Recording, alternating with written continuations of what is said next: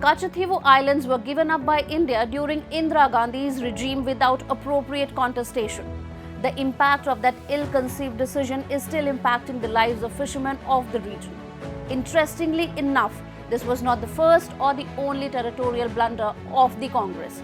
Gwadar, Kalat, Tibet, Kobo Valley, Kashmir also fall on that long list. The question does arise as to when did the Katchatheevu Islands became a part of Sri Lanka. The Ramnath Zamindari took control of the island in 17th century. Later, during the British Raj, the island became a part of the Madras Presidency. The dispute started in 1921 when both India and Sri Lanka claimed Katchatheevu. The reason for the dispute was determining fishing boundaries. In 1960, M.C. Sethalwad, the Attorney General of India, favoured India's sovereignty over the island. But PM Nehru dismissed the issue as inconsequential.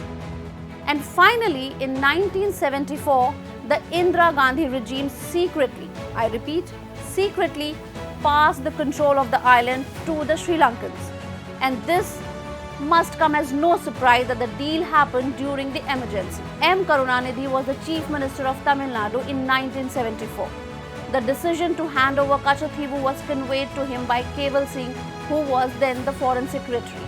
Sri Lanka had failed to provide substantial evidence to prove its claim over this territory. Even then, the Foreign Secretary took Sri Lanka's side and called it very determined position. He based his argument on the basis of Dutch and British maps that showed the island to be a part of the Kingdom of Jaffna-Pattam from 1875 to 1948. Jaffna-Pattam was a kingdom that stretched across part of northern Sri Lanka. And why should we care about Katchatheevu Islands? First, it is the question of sovereignty of our sacred land. It is not Gandhi family's or its party's personal property that they can give it away at will because they think that a piece of land is inconsequential.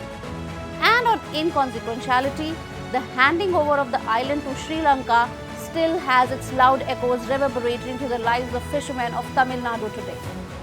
These fishermen are often detained by Sri Lankan Navy and also tortured many times. In fact, the Congress took India for its personal fiefdom and made decision about Indian territory as if they were dealing with their personal property.